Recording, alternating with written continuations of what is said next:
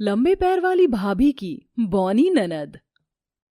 रीना, ओ रीना, अरे ओ कमबख्त, बनी नहीं क्या तेरी चाय अब तक?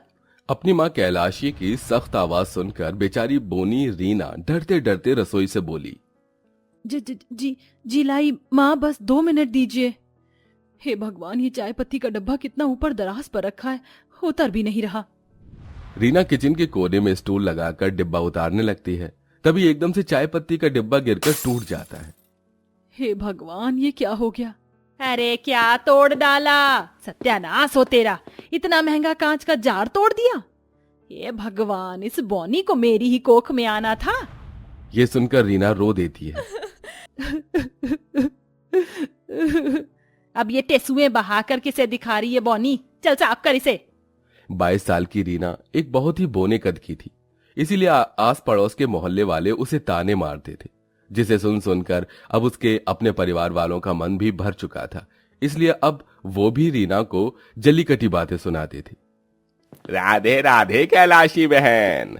राधे राधे पंडित जी, ढूंढी आपने मेरे पारस के लिए बहुएं? जी जी, इस बार तो आपके बेटे के लिए एक से बढ़कर एक रिश्ता ढूंढ कर लाया हूँ। वैसे आपने रीना के लिए कहीं बात चलाई? छोटा मुंह बड़ी बात। रीना के लिए मगर बहन जी, आपकी बेटी बोनी है। मैंने जो उपाय बताया है आपने किया? सब करके देख लिया पंडित जी, चींटियों को सत्तू खिलाया, पीपल में जल चढ़ाया, उसे वीरवार का व्रत भी कराया। खैर आप तस्वीर दिखाइए। पंडित दीपिका की तस्वीर दिखाते हैं, जिसे देख कैलाशी आपत्ति जताकर बोली। इसके पैर जरूरत से ज्यादा लंबे नहीं है पंडित जी। लंबे पैर वाली लड़कियां बड़ी लक्ष्मण होती हैं कैलाशी बहन। इसके साथ सुख समृद्धि भी आपके घर चल कर आएगी। फिर तो आप तारीख निकालिए पंडित जी। कैलाशी चटमंगनी पटब्याह का पैंतरा आजमा कर लंबे पैरों वाली दीपिका को बहू बनाकर ले आती है, जहां चंपावती द्वार पर घूंघट में खड़ी उसे देखकर खूब खिल्ली उड़ाती है। अरे ये तो वही मिसाल हो गई, राम मिलाई जोड़ी, एक अंधा एक कौड़ी। दोनों ननद भाभी में जमीन आसमान का अंतर है। अब भाभी के पैर तार जितने लंबे और ननद इतनी नाटी। अपने बोनेपन का मजाक बनता देखकर रीना का दिल टूट जाता है। अब वैसे नहीं दुल्हन, तुम ना अपनी इस लंबी लंबी टांगों पर अपनी बौनी ननद को लेटाकर मालिश करना, क्या पता तुम्हारी बौनी ननद 1 आधी इंच बढ़ जाए। अच्छा जी, हम चलते हैं। कैलाशी बहन, हंस हंस कर पेट दुख गया। औरतों की टोली के जाने के बाद रीना के माता पिता उसे भला बुरा सुनाने लगते हैं। इस बोनी बहू के चलते हमें समाज वालों में कितनी शर्मिंदगी उठानी पड़ रही है। कितने जोड़ी चप्पल घिसने पड़ेंगे इसके लिए लड़का ढूंढने में। रीना रोते हुए सबके बीच से चली जाती है। तभी दीपिका उसके कमरे में आती है। रीना, तुम तो प्यारी और समझदार ननद हो, लोगों की बातों से अपना मन क्यों दुखा रही हो? रीना से सकते हुए अपने दिल का हाल दीपिका को बताती है। भाभी, इस गिट्टेपन की वजह से बचपन से बहुत गंदे वाले ताने सुनती आ रही हूँ। मैं नाटी हूँ, छोटी हूँ, बोनी हूँ। रीना, इस दुनिया में ऐसा कोई नहीं जो खुदा की पूरी तरह पूरा हो। कोई काला है, कोई गोरा है, कोई पतला है, कोई मोटा है। मुझे देख लो, मेरे पैर भी मेरे शरीर से कितने लंबे हैं। दीपिका का समझना रीना के टूटे दिल को हिम्मत देता है। रीना खुश रहने लगती है। दोनों नंद भाभी में खूब लगाव हो जाता है। फिर एक दिन, दीपिका बहू, देख देख दीवार के कोने कोने में कितने जाले लग गए, इसे उतार देना। जी माँ जी। सारा काम निपटाकर दीपिका जाला उतारने लगती है। उफ, ये मरजानी मकड़ियां काम बढ़ाती हैं, हाथ भी नहीं पहुंच रहा। दीपिका इधर उधर झांक कर आंख मूंदती है, जिससे उसका पैर कई फीट लंबे हो जाते हैं। ये जल्दी से जाला उतारने लगती है। तभी उसकी बोनी नंद ये देखकर चौंक जाती है। हे भगवान, भाभी के पैर इतने लंबे कैसे हो गए? भाभी, ये कैसे किया आपने? अपने लंबे पैरों का भेद खुलने पर दीपिका जैसे आंख बंद करती है तो वो साधारण लंबे पैर वाली हो जाती है। ननद जी, मेरे पैर असाधारण शक्तियों वाली जादुई लंबे पैर हैं, मगर ये बात आप किसी को बताना मत। लेकिन भाभी, आपके पास जादुई लंबे पैर कहाँ से आए? दीपिका अपने लंबे पैरों की पिछली कहानी अपनी बोनी नंद को बताती है। दीपिका को बचपन से पैरों में कुपोषण था। उसकी ये बीमारी वक्त के साथ इतनी बढ़ गई थी कि उसके पैरों के हिस्से में कीड़े भी लग जाते हैं। डॉक्टर और वैद्य भी इस रोग को भांप नहीं सके, मगर दीपिका मददगार स्वभाव की थी। एक दिन वो सड़क से जा रही होती है जहां एक अधेड़ उम्र की बुढ़िया मदद मांगती है। बेटिया, मेरी मदद करो, मैं चल फिर सकने में असमर्थ हूँ। कहिए अम्मा, आपको कहाँ छोड़ना है? यहाँ थोड़ी दूर पर मेरी एक झोपड़ी है, मुझे वहां तक छोड़ दो। बिटिया, मेरी ये गठरी है, माथे पर उठा लोगी क्या? जी अम्मा। दीपिका बुढ़िया की भारी सी गठरी अपने सिर पर उठा लेती है और लंगड़ाते लंगड़ाते खुद से उस बुढ़िया को उसकी झोपड़ी, जो कि जंगल में होती है, वहां छोड़ आती है। धन्यवाद बेटी।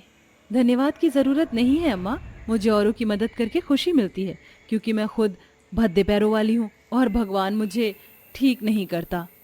दीपिका फूट फूट कर रो पड़ती है। तभी बुढ़िया एक दैवीय रूप धारण कर लेती है। पूरा जंगल जैसे लालिमा से भर जाता है और देवी के हाथों से एक रोशनी निकलकर दीपिका के पैरों से समाते वो एकदम ठीक और बहुत लंबी हो जाती है, जैसे देखकर दीपिका आश्चर्यचकित रह जाती है। मेरे पैर चंगे भले हो गए। दीपिका, तुम्हारा मददगार स्वभाव देखकर मैंने तुम्हें ये जादुई लंबे पैर दिए ताकि तुम इस मानव जाति की मदद करो। ये बोलकर वो देवी ओझल हो जाती हैं। इतने में दीपिका का पति उसको पुकारता है। दीपिका, दीपिका कहाँ हो तुम? मेरी शर्ट कहाँ है? जी, छत पर सूख रही है। अरे तो उतार कर लाओ भाई। दीपिका अपनी बोनी नंद को निगरानी के लिए खड़ा करके लंबे पैरों का जादू चलाती है। ऐ मेरे जादुई लंबे पैर, कई फीट ऊंचा हो जा। दीपिका के लंबे पैरों को देखकर बोनी रीना आंखें बड़ी किए हुए देखती रह जाती है। भाभी, आपके जादुई लंबे पैरों का तो जवाब नहीं, छत से लगा दो तो सीढ़ी का काम ही नहीं। धत पगली। इसी तरह बोनी नंद और लंबी पैरों वाली भाभी का दिन खुशी और प्यार भरा कट रहा था, मगर धीरे धीरे गुजरते दिनों के साथ कैलाशी की कुड़कुड़ाहट फिर शुरू हो जाती है।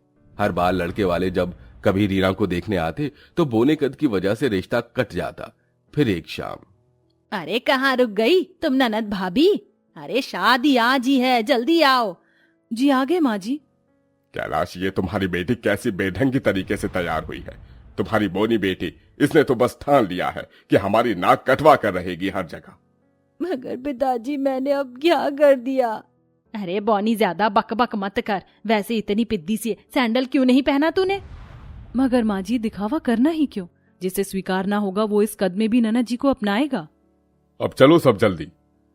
सभी जैसे शादी में पहुंचते हैं। नंद भाभी के बीच में लंबे और बोनेपन को देखकर लोग उनका जमकर मजाक बनाते हैं। मोटू और पतलू की जोड़ी तो दुखी थी, मगर ये लंबू जी और बॉनी जी, ये तो अलग ही जुमला हो गया। लगता है एक ने जरूरत से ज्यादा बॉर्नवीटा पी लिया तो एक पीना ही भूल गई जी। तभी वरमाला की घड़ी आ जाती है। दूल्हा और दुल्हन मॉडल स्टेज पर खड़े होते हैं, जिसमें बहुत ऊपर से फूल बरसाने का सिस्टम लगा था। तभी बोनी रीना की नजर ऊपर जाती है। भाभी वो देखिए, वो फूलों का सिस्टम, मुझे उसमें गड़बड़ लग रही है। हमको कुछ करना पड़ेगा, इतने लोगों की जान का सवाल है। अगर हमने जल्दी कुछ नहीं किया तो वह सीधी जाकर मंडप में गिरेगा और फिर आग भी लग सकती है। चलो रीना, आज तुम्हें बहादुरी का काम करना है। लेकिन भाभी, इस बॉनी हाइट के साथ मैं क्या ही कर सकती हूँ? दीपिका सभी के बीच में ही अपने लंबे पैरों का जादू आजमाती है और अपनी बोनी नंद को कंधे पर बिठा लेती है। रीना, तुम बैठ गई? जी भाभी। ऐ मेरे जादुई लंबे पैर, दिखाओ अपना कमाल। एकाएक दीपिका के पैर बहुत लंबे हो जाते हैं। बड़ी ही बहादुरी के साथ बोनी रीना स्टेज के उस फूलों की सजावट में आई, गड़बड़ी को सुधारती है। सभी लोग आंखें गड़ाए उन्हें देख रहे होते हैं, जिसके बाद दोनों नंद भाभी के लिए वो तालियों की गड़गड़ाहट के साथ उनकी प्रशंसा की जाती है। अरे वाह भाई वाह, क्या बहादुर नंद भाभी है दोनों, आज इन्होंने कमाल कर दिया। ये सुनकर कैलाशी का सीना गर्व से चौड़ा हो जाता है। शाबाश मेरी बच्ची, आज तूने साबित कर दिया कि कुछ कर दिखाने के लिए हाइट नहीं बल्कि जज्बा होना जरूरी है। मुझे माफ कर दे। रीना के परिवार वाले फिर कभी अपनी बातें उस पर नहीं थोपते।